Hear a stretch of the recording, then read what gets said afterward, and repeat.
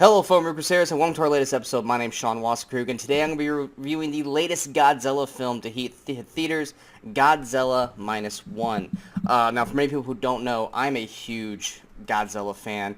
I have been watching Godzilla pretty much my entire life, whether it be the Toho films or the American films.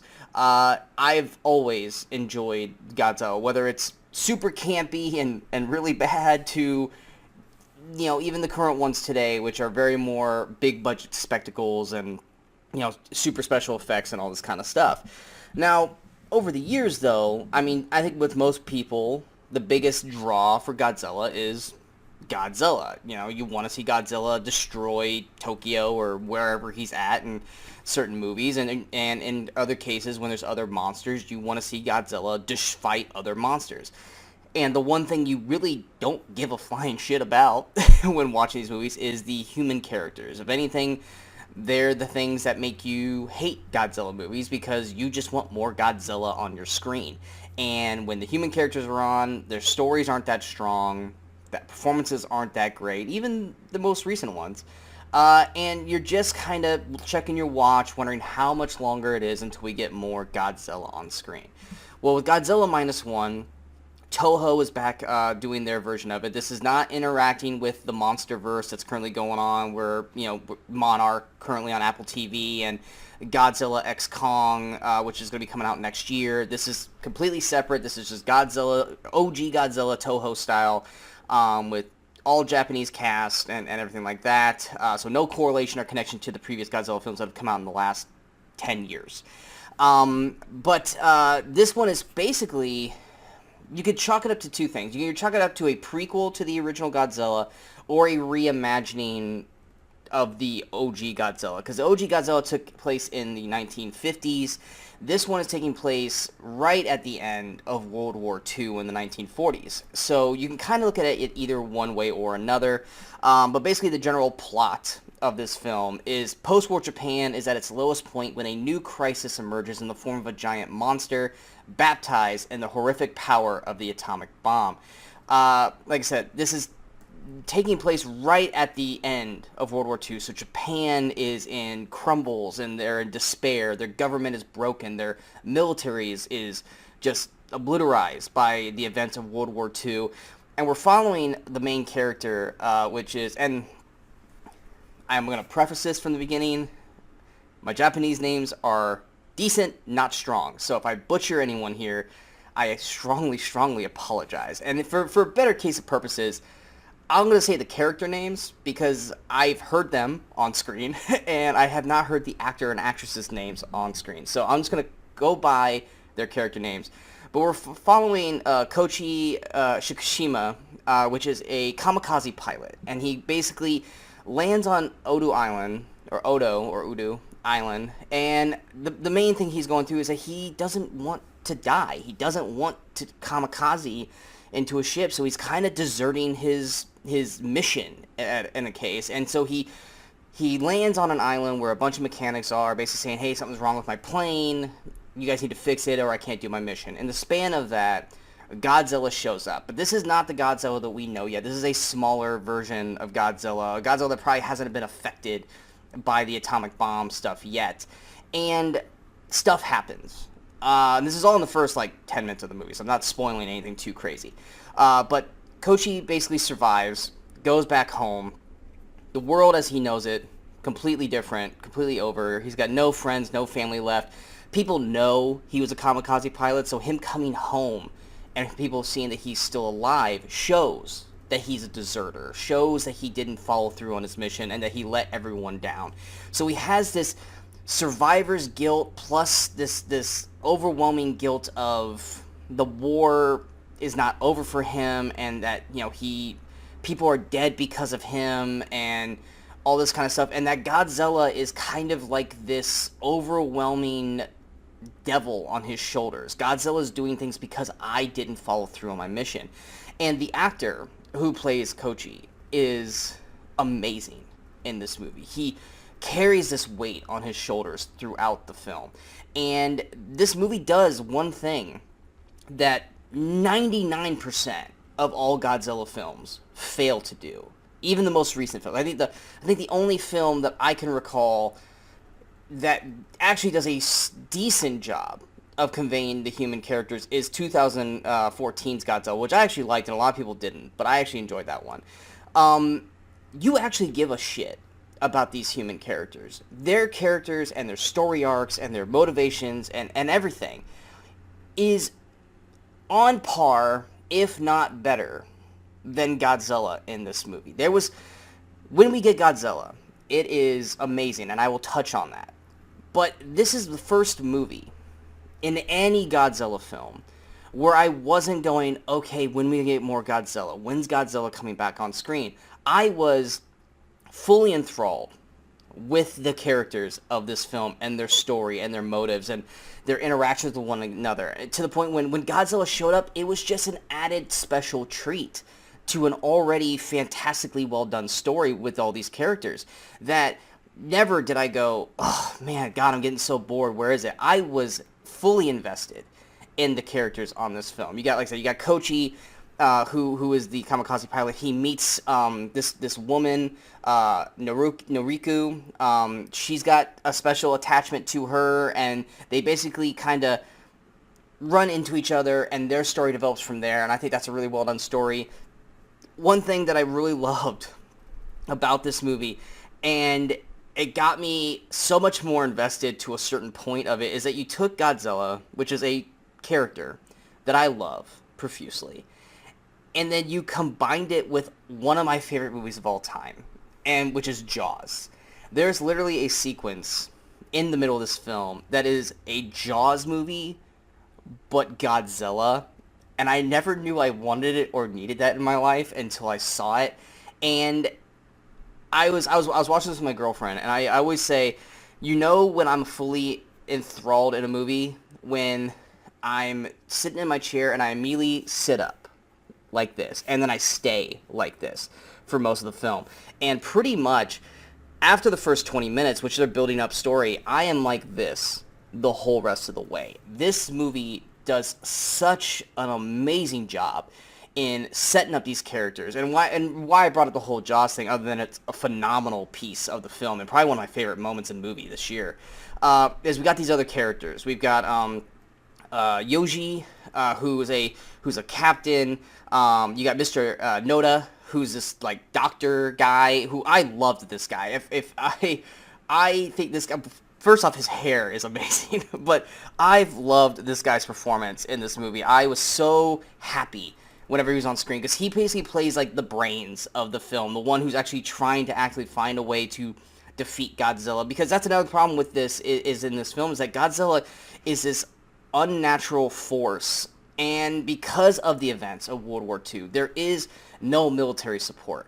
The military and other countries, they're not helping. They refuse to help. They're actually covering it up, that, oh, it wasn't Godzilla that did this. It was, you know, a military explosion or something like that. So it really kind of comes down, almost kind of like an Independence Day situation, where with the military basically almost completely abolished, it comes down to the town folk. It comes down to people who, sailors and former military people and people who are just trying to live their lives, having to come together to find a way to stop Godzilla, because no help's coming. No one's going to help them. And so they have to figure out their own way to try to find and kill Godzilla. And it's not going to be because of some big bomb or, you know, tons of guns or stuff like that. They have to actually use science in a way. And I loved how they portrayed that story and how they executed it with the performances, and even just not even with the main characters. There's this general who pops in the middle of the movie. He's only got a few scenes, but just in those scenes, it does so much to encapsulate everything that these characters have been going through the film, and that later brings on Godzilla. Godzilla looks amazing in this movie. He looks better than the current MonsterVerse Godzilla. He looks like the OG Godzilla, and he looks fantastic. But the thing that makes this movie work so well, other than the fact that, you know, it's a Godzilla movie, is because it's OG Godzilla, and the story is either, like I said, a prequel or basically a retelling of the original Godzilla film. This is bad guy Godzilla. This isn't Godzilla who's showing up to save the day from a monster or stuff like that. He's not an anti-hero. This Godzilla is just seek and destroy. It is coming onto land. It is basically, like I said, Jaws, snatching boats out of the water. This Jaws wants to mess stuff up. It does not care. It will not save people. It wants to obliterate everything it has. And when you see that stuff, especially in the older films, you get the overacting of the characters or just the extras on the street and stuff like that. And it's like, okay, well, I'm watching Godzilla destroy stuff. That's fun. What this movie does so beautifully is that when Godzilla does attack, whether it's on a small Odo Island or whether it's in the water or whether it's in Tokyo, you feel the horror. You feel the terrifyingness that he develops with the town people. Them running, them screaming, them watching their lives be obliterated and destroyed by this creature who comes in. And when he lets out his atomic breath, which we all know his atomic breath, or they call it a heat ray in the movie, but we all know it's his atomic blast, his breath. When we see it in old school Godzilla films, it's one of his signature moves. Okay, cool. When he uses it in the Monsterverse, it is used as like his big finishing move, his big blowout attack, stuff like that. When he does it in this movie, it feels like a horrific, oh shit, when he's about to do it, because you know this stuff's about to go bad, and it's about to go bad very, very fast. And when he lets that thing go, the first time you get to see it in its glory, it is awe-inspiring. Like Oppenheimer, when he test bombs the nuke the first time, inspiring. And the beautifulness of this whole thing is, as awe-inspiring as what this is, this was made on a $15 million budget. We have movies being released in the U.S. this year that $250 million, $300 million budgets, like The Flash or Indiana Jones and the Dial of Destiny, where we used to look at these budgets and go, no, okay, it's a big budget movie, we get it. But then we see things in these films, such as poorly special effects or bad CG or stuff like that, when you start to wonder, where's this money going? And then you see something like this, where it's $15 million, and everything looks so fantastic. The destruction, the everythingness of what Godzilla does to the town and just him in general and everything like that. And they did this with $15 million. It makes you wonder where Hollywood has gone wrong. Because if they can do this with this kind of budget, what could we do with that budget for big films like your Star Wars, your MCUs, if we just took a little more care to it and we didn't try to rush them out and we didn't try to do, hey, we'll just throw more money at it. This movie didn't need that, and it executed everything perfectly. Why? Because we had a beautifully well-done story by these characters, very well performed and acted by everyone involved, and just, it looks like the care and love for the Godzilla franchise was handled in this movie. I can't say that the same for the Monsterverse, which, like I said, I enjoy them for the most part, but you watch them and you're just like, the Godzilla stuff was great, but everything else was I didn't give a shit about the characters, I don't care, it was actually pretty boring. This movie runs at 2 hours, it felt like an hour 40. This movie breezes through everything. You could chalk up in the third act, the stuff was a little bit predictable, but you know what? I don't care if a movie's predictable as long as it utilizes itself efficiently and makes me care. And there were certain points in this film that actually got me emotional. And I never thought I'd be watching a Godzilla film and feel emotional towards the human characters. But this movie did that for me. I love this movie. This movie was fantastic. The sound design, the Godzilla score, beautiful. But when does a Godzilla score not suck? It's always great. But in this movie, everything seemed to carry so much more weight to it. And I loved that about this movie.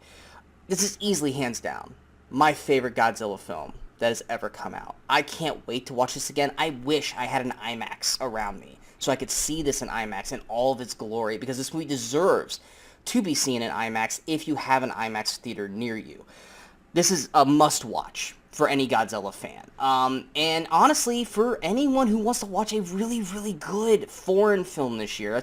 Every year we knock foreign films because we don't want to watch movies with subtitles and all this kind of stuff, and we want to watch actors that we know.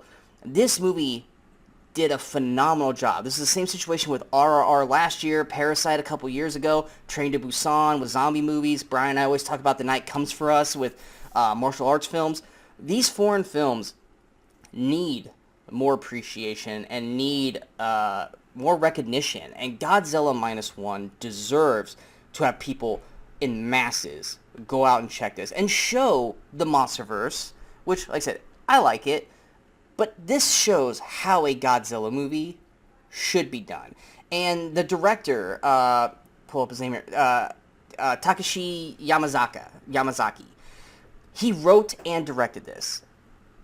Massive kudos. This guy could have a blank check tomorrow and say, go make as many Godzilla films as you want. I don't know if he would want to do that, but anything this guy does now, I'm paying attention. Just like we did with Bong Joon-ho and others, this guy does such an amazing job with Godzilla, and he wrote and directed this film.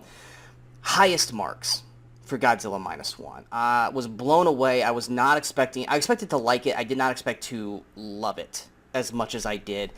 I'm going to give Godzilla Minus One a 98%, which is my highest rating of the year so far.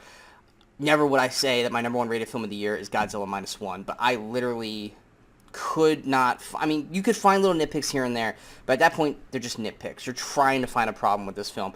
I think this movie is flawless. I think it is a masterpiece in Godzilla, and one of the best films of the year, hands down, and I strongly encourage everyone to go check it out as fast as you can, especially in IMAX. Will you guys love it as much as I do? Probably not, because I love Godzilla. But if you are a Godzilla fan and you don't love this movie, I don't know if you're really a Godzilla fan, because that is how amazing Godzilla Minus One is. I hope you guys enjoyed this review. If you guys did, go and hit that like, share, and subscribe button to the channel so you guys stay up to date with all the latest videos pop up on the Movie Crusaders. And of course, look to follow us on all the social media outlets you see below. Coming up next, we have a lot of movies coming out. So many movies, in fact, there's not a lot of time to see them all and get them out and review. So whenever we get to see any of these movies, whether it be myself or Brian, we will shoot videos, we'll have them out here on the channel. Brian and I will always be back again for the Movie Crusaders Chat About, where we basically talk about whatever we want, whether it's movie reviews, movie trailers, movie news. We are now doing that new show. We've actually enjoyed doing it the last few episodes. I hope you guys enjoyed it as well. But we have plenty of videos coming up here to end the year, as well as our end of the year, awards and best and worst and disappointing. This is definitely going to be on that list for the best. But yes, we will definitely be here. We hope you guys stick around. And until next time, in case I don't see you, go watch some movies and go have some fun.